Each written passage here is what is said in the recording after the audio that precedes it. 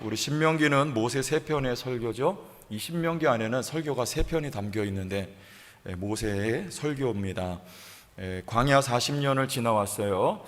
그래서 이제 마지막 지점 모압 평지입니다. 여러분, 모압 평지가 어디냐면 이제 이 광야에서 이렇게 동쪽으로 돌아서 이제 요단강 건너가면 거기가 가나안 땅이에요. 그래서 이 동쪽 요단강 건너지 않고 이 동쪽에 약간 동쪽 남쪽으로 이렇게가 모압 땅입니다.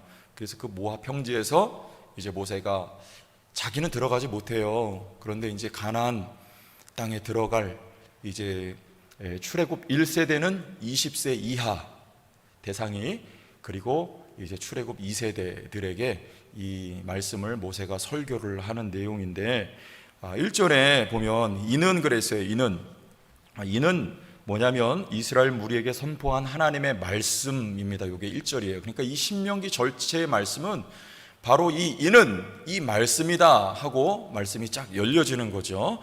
그래서 이는 여기는 뭐냐면 이 신명기는 지나갔던 40년을 반추하면서 이제 그 광야 40년의 시간은 어떤 시간이었느냐? 어떤 시간이었습니까? 모세는 말하는 거예요. 은혜의 시간이었다. 은혜의 시간이었다. 하나님의 은혜의 시간. 이렇게 말씀을 하고 있는 거예요. 은혜의 시간이었는데 우리 신명기 8장에 보면 그래서 하나님을 경험하는 시간, 이 광야에서 40년 동안, 그리고 하나님을 경험할 뿐만 아니라 이렇게 사람답게 되는 시간. 사람답게 되는 게 뭡니까? 하나님만을 경외하는 거죠. 그런 온전하고 성숙한 신앙인이 만들어졌던, 그게 바로 광야의 40년이다. 이제 그런 말씀을 하고 있는데, 그래서 거기서 우리가 이렇게 또 한 가지 목적은 뭐냐면 신명기 8장 5절 보면 사람이 그 아들을 징계함 같이 여호와께서 너를 징계하시는 줄 마음에 생각하고, 거기서 또 징계를 받는 거죠. 여러분, 징계는 우리 히브리서 말씀 다 알죠? 자식이기 때문에 징계를 받는 것이고 하나님 아버지의 그건 사랑의 표현이다, 이런 뜻입니다. 그래서 그 은혜의 시간을 지금 다시 3번 반복해서 설교하는 거예요. 중요한 거죠? 왜?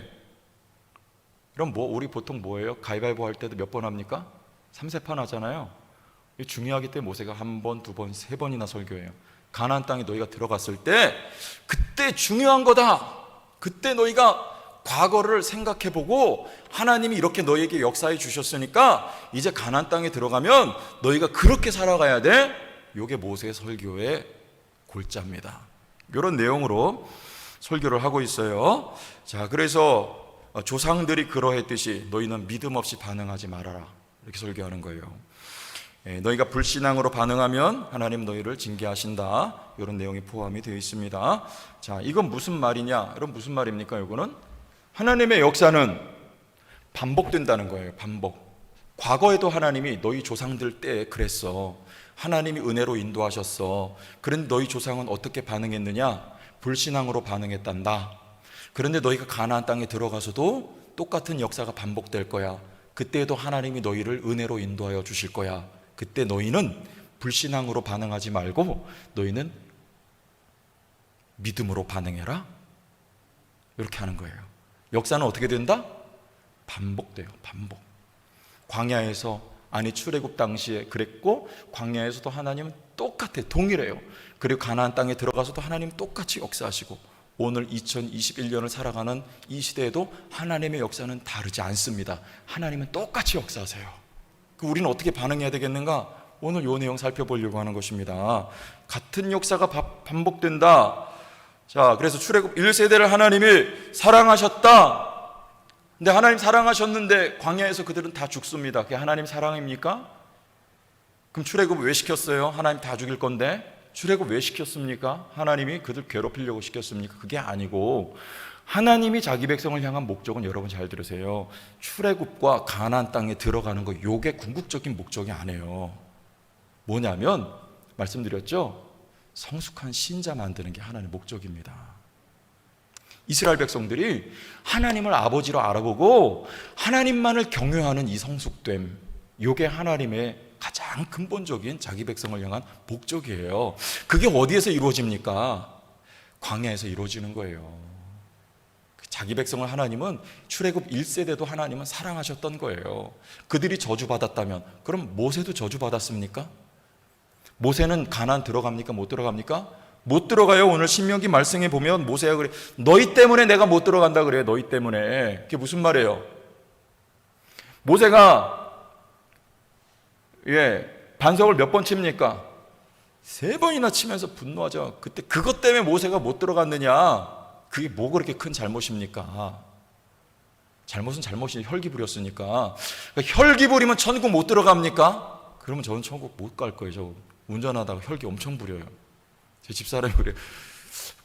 당신은 이상해. 차만 몰면 왜 그렇게 사람이 험악해지냐? 그러면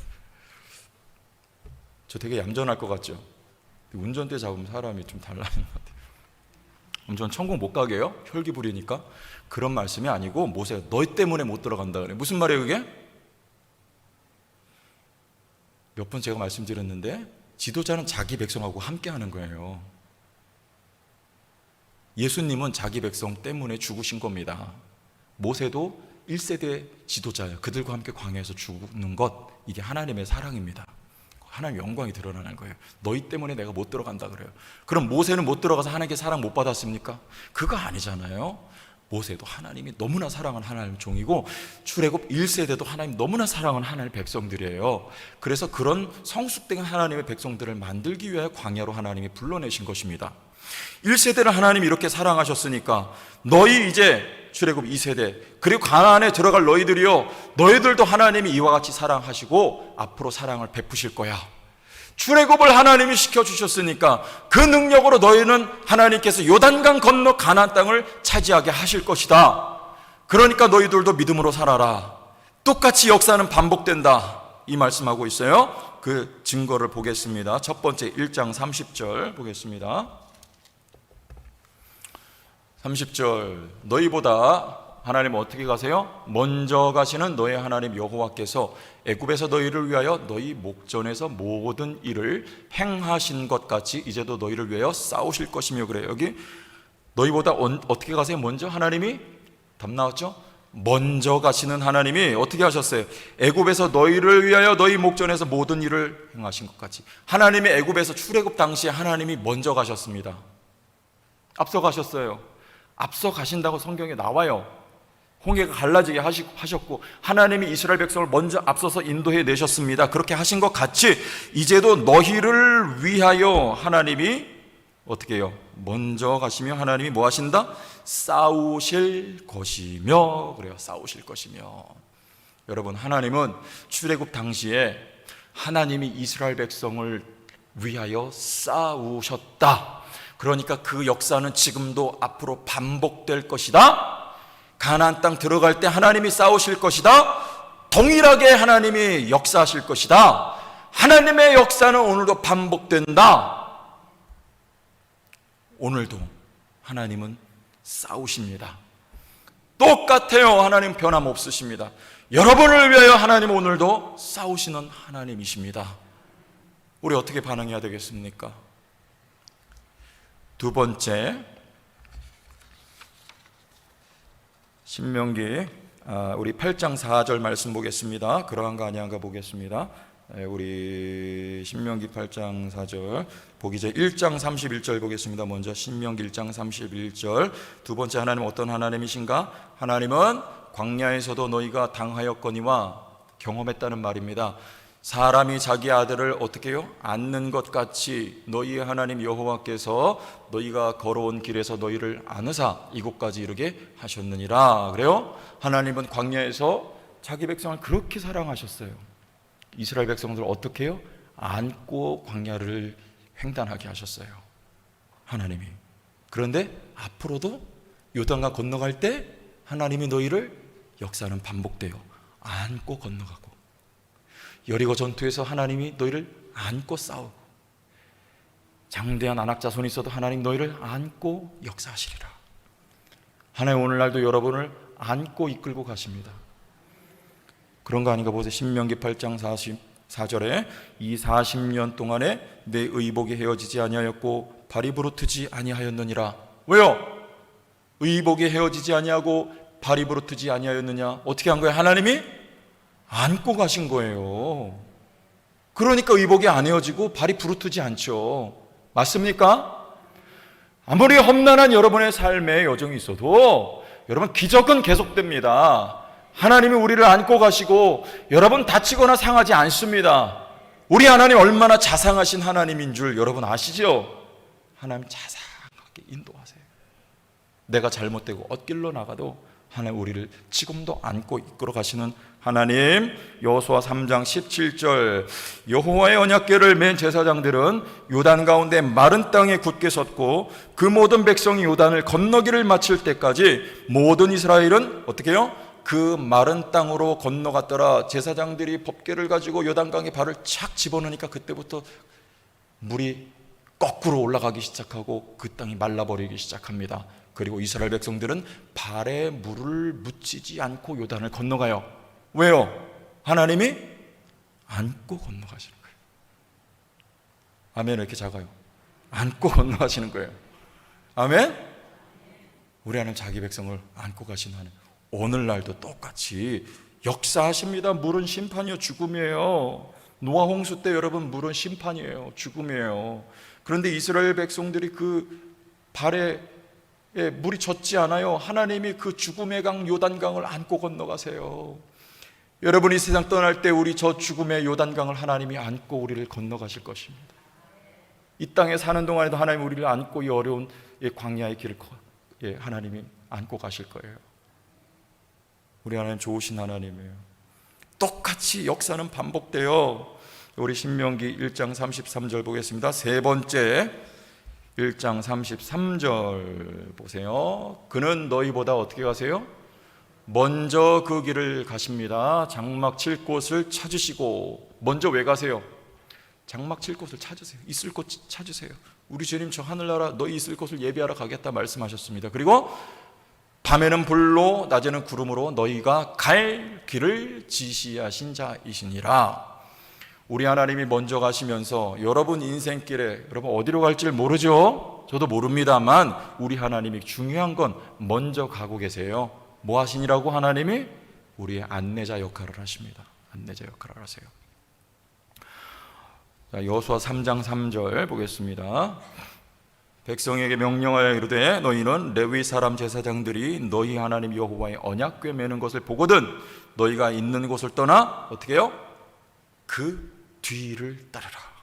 이스라엘 백성들 앞에 뭐가 가요? 먼저 제사장들이 언약궤를 메고 막 가요. 언약궤는 하나님의 임재와 약속을 상징하는 것입니다. 우리 하나님이 이스라엘 백성들 앞서서 가시는 거예요. 그럼 그 백성은요 그 뒤를 따라가는 거예요. 그러면 됩니다. 그럼 요단강 어느새 건너가는 거예요. 여러분, 우리 하나님 여러분 인생길에 앞서 가실 때 우리는 그 뒤만 졸졸졸졸 따라가면 돼요. 어디로 갈지 몰라도 앞길이 막막해도 우리 하나님 따라가면 됩니다. 그러면 하나님이 목적하신 그 목적지에 다다르게 된다. 우리 요거 믿고 가야 돼요. 우리 인생길 주님 먼저 가시고 머물 곳 찾으시고 가야 할 길을 인도하여 주십니다. 하나님은 지금도 일하고 계십니다. 날 위하여 놀라운 일, 놀라운 계획을 하나님은 가지고 계세요. 여러분 가정, 여러분 자녀들을 위한 하나님 놀라운 계획을 가지고 계세요. 여러분 믿고 갈 수 있길 바랍니다. 하나님 반드시 역사하세요. 반드시 역사하세요. 지금 아닌 것 같아도 하나님은 반드시 역사하십니다. 우리 하나님 놀라운 분이세요. 놀라운 분이세요. 좋은 계획을 하나님 가지고 계십니다. 여러분을 위해 싸우시고 우리를 안고 가시고 우리보다 앞서 가시는 주님. 자, 다시 말씀드립니다. 하나님의 백성에게 이 역사는 반복됩니다. 하나님은 출애굽 당시에도 자기 백성을 위해 먼저 싸우시고 안고 홍해 길을 건너시고 그리고 앞서서 그 길을 열어서 가셨어요. 그러니까 지금 요단 동편에서 모세는 자기 백성들을 향하여 말하는 거예요. 아니 그 땅에 들어가 보지 못한 모세가 어떻게 앞으로 있을 일을 확실하게 이렇게 확고하게 말할 수 있단 말입니까? 모세는 확신하는 거예요. 하나님은 어제나 오늘이나 영원토록 변함이 없으신 하나님이며 하나님은 앞으로도 과거에 그러하셨으니 하나님의 역사는 반복되기 때문에 너희들이 가나안 땅에 들어가서도 똑같이 하나님은 역사하실 거야. 하나님은 그때처럼 너희를 여전히 사랑하실 것이고 하나님은 능력을 베푸실 것이다. 이와 같이 모세는 그곳에 들어가지 못했지만 자기 백성들에게 확실하게 선포하고 있는 것입니다. 그러니 어떻게 반응하라는 거예요? 믿음으로 반응하라. 믿음으로. 오늘날도 모세는 우리에게 말합니다. 저 요단 동편에서 오늘날 2021년을 모세는 살아보지 않았어요. 그러나 오늘 여러분의 귓전에 그 음성이 들리는 거, 모세는 확실하게 말하는 거예요. 하나님의 역사는 과거에나 오늘 모압 동편에 이곳에서나 가나안 땅에 들어가서나 아니 앞으로 미래의 오골 세대 속에서도 우리 하나님은 동일하게 역사하실 것이니까 하나님은 그때도 너희를 위해 싸우실 것이고 너희를 안으실 것이고 너희보다 앞서 건너가실 하나님, 기적을 베푸실 하나님, 하나님은 너희를 사랑하시는 여호와시니 어떻게 반응하라? 믿음으로 반응하라. 믿음으로.